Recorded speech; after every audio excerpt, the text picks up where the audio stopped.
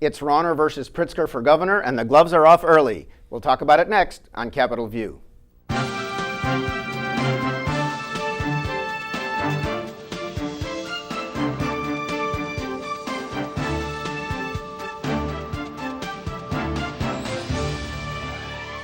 Welcome to Capitol View, the program where we talk about state issues, sometimes federal issues, and how they just might affect your life. I'm Bernie Schoenburg from the State Journal-Register. I think we just had an election. Yes, it's time.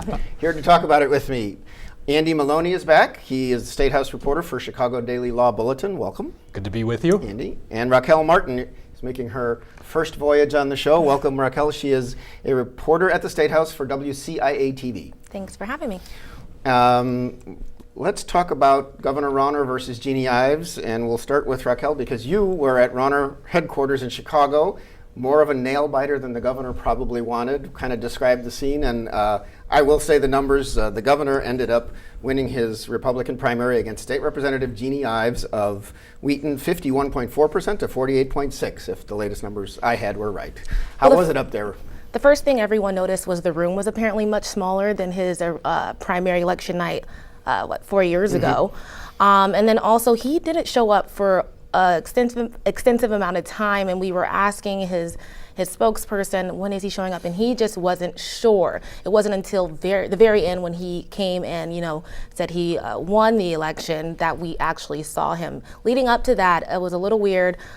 People were just drinking, carrying on. I asked a few guests, hey, are you checking out the polls? They didn't seem too concerned. They said Ives is unelectable. So it was a different type of election night, and he seemed a bit nervous.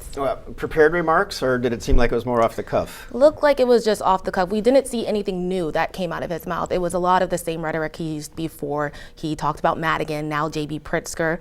And now a lot about corruption in the Democratic Party, I'm sure. One thing, I guess, going to be a new theme is unifying the party, because that is exactly what his problem is now, is trying to get that conservative vote.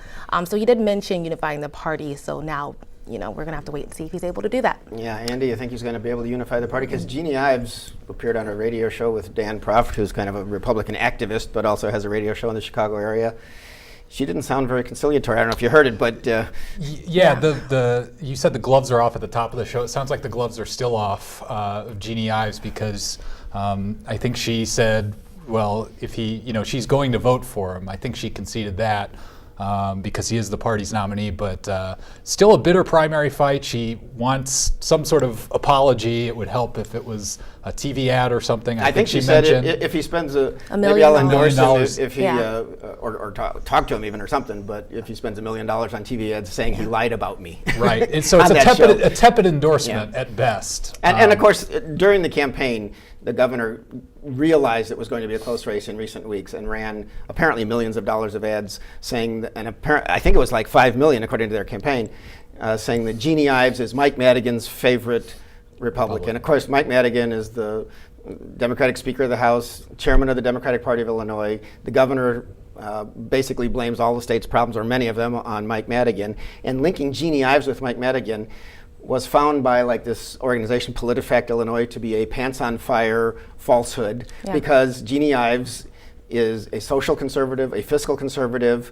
and tries to fight Mike Madigan on almost everything at the House, and yet Governor Rauner made it look to a lot of people, and the governor was counting on people not really knowing what goes on day to day at the State House, that Jeanne Ives was a Mike Madigan person, and she's not happy about that. She's about as outspoken of a conservative, I think, as you can get, and she certainly was during the campaign. I think her response really shows where the party's at. They're not completely unified around Governor Rauner, but Governor Rauner on primary night, like you alluded to, did say, I've heard you. I've heard the message that you've tried to send to me, and I am going to put that back into my campaign efforts. So he's trying to appease. Right. But it's an interesting message, though, because what he has said, and he appeared in Springfield late in the week at Ace Sign Company on a campaign tour, and he was asked, well, what did you learn? Because he said he learned something. Well, I learned that we have to stress the things that we all agree on. And he also, which is economic stuff, lower taxes and less regulation, a better business climate. And that, and somebody asked him, do you still have no social agenda, which is one way he got elected in a more blue state, a more democratic state. 4 years ago, his wife was on ad saying Bruce has no social agenda. And that's why a lot of conservatives got very mad at him when he signed a bill to allow taxpayer-funded abortion. And he reiterated, I have no social agenda. I don't propose laws about that. I'm all about economics, and so we just have to come together. But it's going to be a difficult run anyway. I think that's going to be interesting, especially because once lawmakers come back, we're going to be dealing with gun legislation again, which was something I kind of asked Leader Brader. He was at Rauner's camp. How do you think Governor Rauner is going to be able to navigate that and also reel back in his conservative base? He already vetoed that gun dealer licensing bill. Are we going to continue to see that? And then how are you going to, stay in the middle, which is, I think, something he also alludes to. So he definitely has a lot of work cut out for him. And I didn't follow up on that one because I was obnoxious enough at the press conference, which sometimes happens. But to be a governor of a state with 13 million people and say you have no social agenda, everything's a social issue in a sense. Like you say, gun legislation is the budget. A budget that social service agencies. Hey, the word social is in them. There is a social agenda, even though it's not abortion or any of the hot button issues. So we will see what happens with that. Let's just quickly go over to the Democratic side. J.B. Pritzker, who is from Chicago. He is one of the Pritzkers who inherited lots of money because I think it was his family started the Hyatt hotels. Mm-hmm. He doesn't work particularly in them, but he owns stock and he has lots of money. He is on the Forbes list. He's worth about $3.5 billion, and the governor Rauner is worth somewhere around $1 billion or less. But he was attacked during the Democratic primary by state Senator Daniel Biss of Evanston as being, just Mike Madigan's candidate, which sounded a little like what the Republicans like to say. And then Chris Kennedy, who is the son of Robert F. Kennedy and lives in Kenilworth and is a business person too, is developing a high-rise complex going up downtown Chicago. He accused Pritzker of being the poster child for pay-to-play. These are both characterizations from Biss and Kennedy that showed up on a Rauner at least commercial or video the day after the election right away, whereas Pritzker people put out something saying Rauner was, 4 years of failure. So that's part of what Raquel was talking about. But despite the fact that Kennedy and Biss seem to be closing in on and off in recent weeks, and then Pritzker ran some ads against him, he kind of rolled in this campaign. He got 45% to 26.6 for Biss and 24.3 for Kennedy.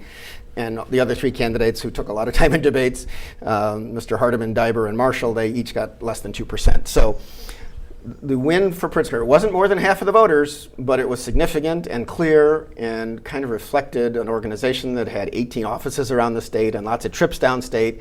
And he put almost $70 million of his own money in the campaign. He's not even taking money from anybody else. And that's an unprecedented amount in a primary. But he won the kind of totals I think he wanted. If you had said to me about a month ago and even weeks ago that this would be the result that gets locked in first on primary election night over the GOP, I would have been pretty surprised because I think we expected this maybe to be a little bit tighter. Obviously, JB has the money advantage. It allowed him to get out, travel the state, not have to spend a lot of time calling people, asking for money, but really to get out and sort of be amongst the voters and get his message out there, especially early. He has a strong organization, but this is such an interesting result, I think, for the Democrats because you have someone who I think now when you think about Democratic politics, you're starting to think a lot more about the progressive wing. At least that's the side that's making the noise. Senator Biss was kind of the embodiment of that. It's a party that is embracing diversity. It's embracing education for everybody. Right. Pritzker, I think, represents more of an establishment tied candidate. Although Pritzker, Kennedy, and Biss all were for like a progressive income tax, which would take a constitutional amendment. Right. And he talks a lot about social service funding and equitable school funding and equality for people and LGBT rights. All three of them basically said that. He's also for legalizing marijuana, right. and he was clearer than Kennedy on that one. Right. I think the optics, though, of what he represents. Yes. He's the moneyed candidate. He has ties to the establishment. Another billionaire. He is famously, I think, the one who is not the hardest on Speaker of the House Mike Madigan. He did not call for him to step He did aside, not as call did for the him to other step two, aside, right. at least from the Democratic Party chairman. So at least in terms of that angle, I think it's an interesting result, especially when the Democratic Party seems to be trending in a different direction. Now, he's in good shape. I think maybe Chris Mooney from the Institute of Government and Politics at the U of I said something like, whichever of these candidates won the race, they were going to be the favorite. It's theirs to lose. JB can obviously counter the Rauner money effect, but 8 months, 9 months, however long out we are from the general is Thankfully, an eternity. It's more than 7, but less than 8. in as I politics. calculate. Okay, there you go. But it's an eternity in politics, and Right. so there's a lot of time. Yeah, Raquel, I don't know if everybody that watches this station watches Fox News, but you were mentioning before we turned on the cameras. I caught a clip, Yeah. and the correspondent there referred to him as friendless, and then the Governor Rauner. Governor Rauner, yes, and then the National Journal editor who was on as a guest referred to him as the governor without a party, which is interesting because at this point, who does Rauner have in his back pocket at this point? Talking about how many people came out for Pritzker, just looking at the numbers, he had how many opponents? He still had 575,000 votes. Rauner had one other person he was running it, and he only had 360,000. I think that just speaks volumes as to how much ground he's going to have to make Right, and in the lead into the show, I always mentioned, we discussed federal things too. Well, the federal issue looming over Illinois and all other states this November is this will be the first midterm with President Trump in office. You have a lot of activated Democrats who have not been voting in the past. Some young folks, people about guns, people about taxes, whatever, who may disagree with what is going on in the White House, who may be more active in the streets and at the polls in Illinois, and that also could be help Pritzker just because he's got the D behind his name, no matter how much. And Rauner doesn't typically talk about Trump. He doesn't name him by name or anything. That's true. So whatever the Trump base is, Jeanne Ives used that against Governor Rauner a lot during the campaign. He will hardly, she says, he won't, but he every once in a while he'll say the word Trump now. He mentioned the Trump administration in the Springfield appearance late in the week. Okay. Let's move on to the Attorney General race for a moment. On the Democratic side, there were 8 candidates because Lisa Madigan, the daughter of House Speaker Michael Madigan, decided not to seek another term after she's been in.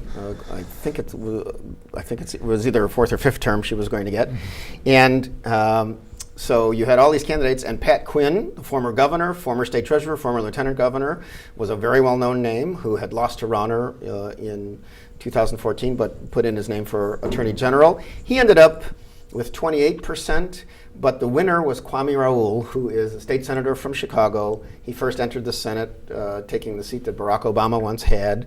He has worked on things like criminal justice reform. He was endorsed by the Cook County Democratic Party and also a couple of others, including Kankakee, and he ended up with 30%.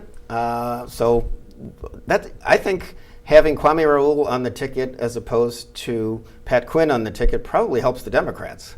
I think you're probably right. I think he was expected to have a good showing in Chicago. He did that. Someone whose name has been floated for at least a handful of years as a potential statewide candidate. The question that seemed to get asked was, what sort of name recognition would he have in the rest of the state?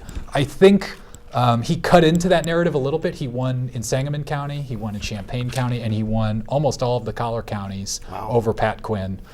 So clearly there are people outside of Chicago who are willing to vote for him, at least in the Democratic primary. And this is a guy who's done a lot of things as a senator. I mean, there's really no other way to put it. He was one of the chief sponsors of concealed carry legislation. He's one of the chief sponsors of pension reform legislation. Which doesn't mean that he's a gun guy, because he's kind of the opposite of that. Right, but he was Illinois spin on the Illinois concealed carry law when the Supreme Court said you have to do it. It was well known as the strictest concealed carry bill. So he's done a lot of things in the legislature. You get the sense from former Governor Quinn that maybe he did, I don't want to underplay this, he did get a significant part of the vote, especially for a race that had so many candidates. But you get the sense that maybe he wasn't gone long enough for enough people to miss him after that.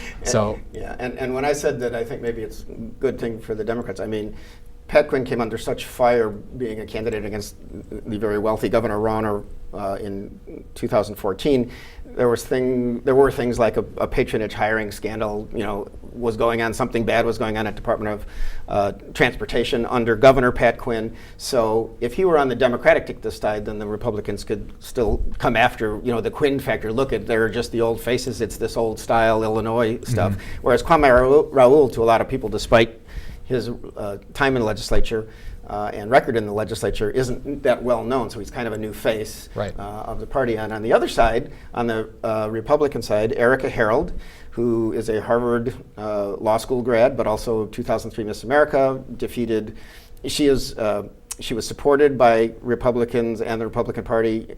Governor Rauner said he helped recruit her to run.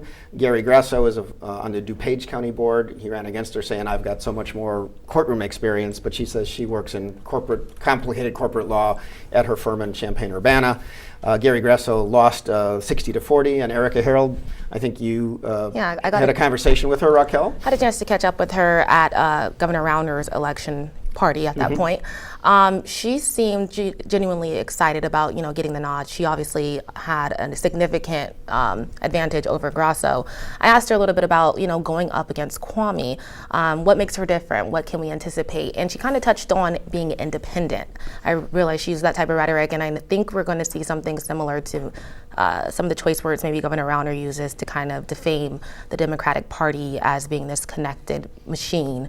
And I know Kwame kind of got attacked during the primary for some of his campaign contributions from Big Tobacco Company. Right. So she kind of touched on the fact that she is independent and she runs a positive campaign and she's not swayed by political parties, even though she is obviously the GOP pick. So it'll be interesting to see how that dynamic plays out. And especially on the independents, because I know just in like the last week or something, she got $300,000 from Governor Rauner because, he has a big checkbook and can help people like her. And so Raul, who says, those donations don't affect my vote and I'm a clean air guy, my 100% record, et cetera, despite the tobacco money because I have a friend who owns companies, what about her and Governor Rauner? So that obviously you'll hear this on both sides. Yeah. She also, in his acceptance speech that night, which I was able to hear on radio while in Springfield in my office, Kwame Raoul did bring up a late breaking in the campaign controversy where when she was in one of her first, I think, Miss Illinois pageants, when she was, 19 or 20, and she's very conservative on social matters, although I think has moderated over the years. But Channel 5 up there found that she had answered a question, would you put a child, I think for adoption, with a heterosexual couple known to have abused kids or something, or a gay couple, and she picked the wrong one, the heterosexual, and she says she didn't remember it, and she certainly is open to the legal gay adoption that now happens. So, but Kwame Raoul mentioned that during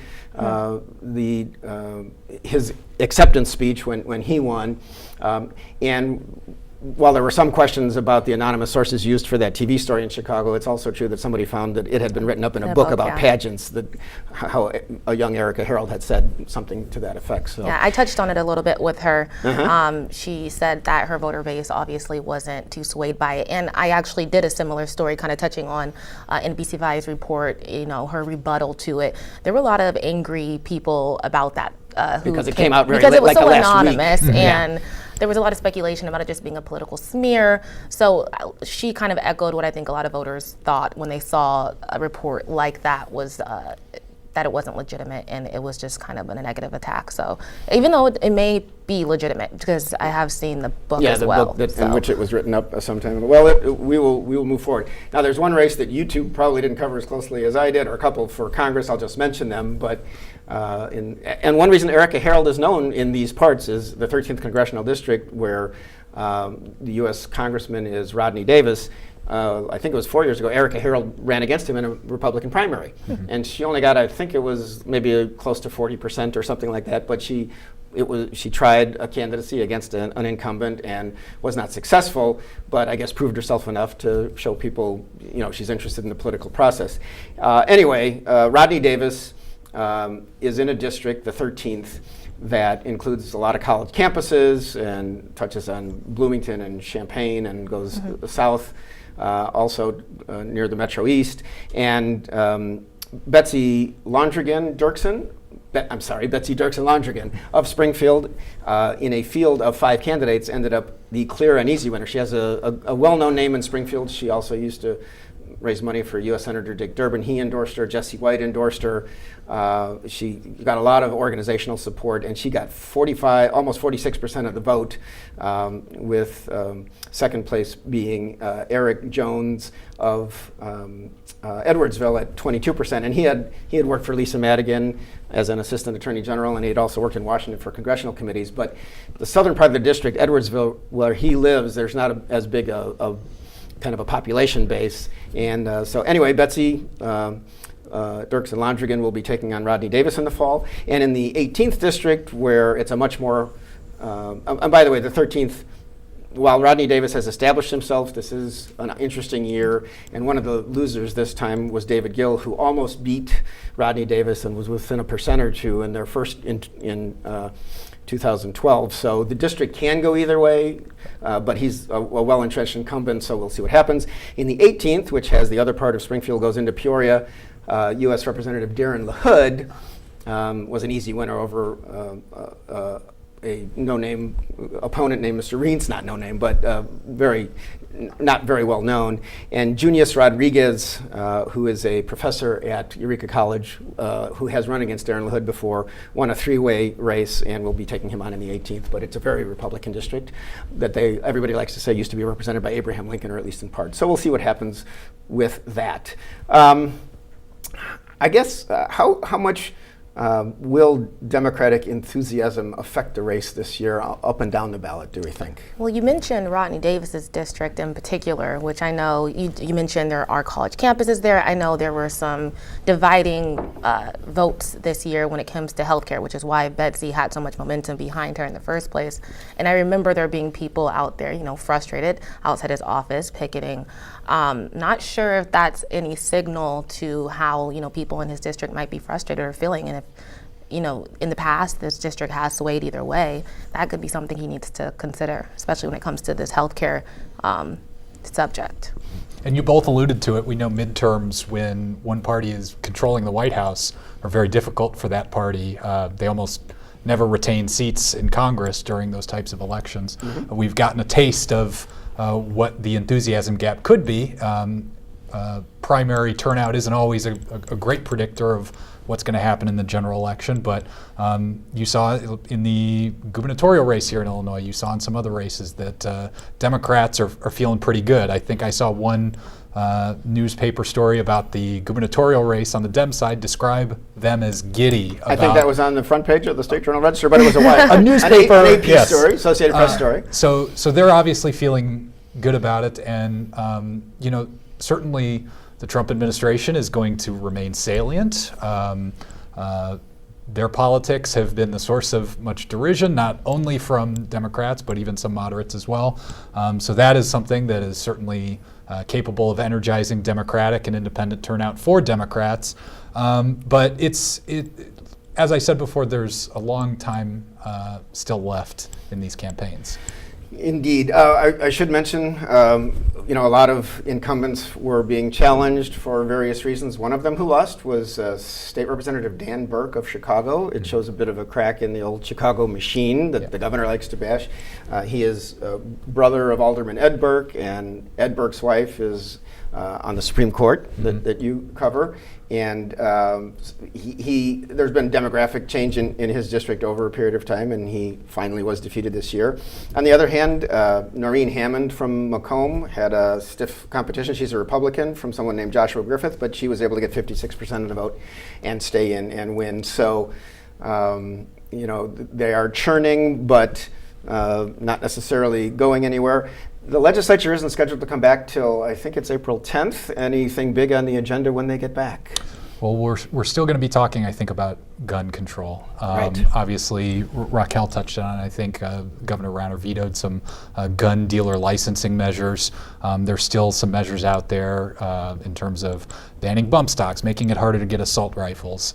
I would guess that is still going to be very much relevant as we go forward. And it's going to be budget season again before before we know it, so that's always going to be. Yes, and Raquel, I'll put you on the spot. Do you think the governor and the Democratic legislature can agree on a budget this year, or will there have to be a veto and an override, or whose crystal ball works at this? I'm sometimes painfully optimistic, so I would say yes, that they would do this for the people. So.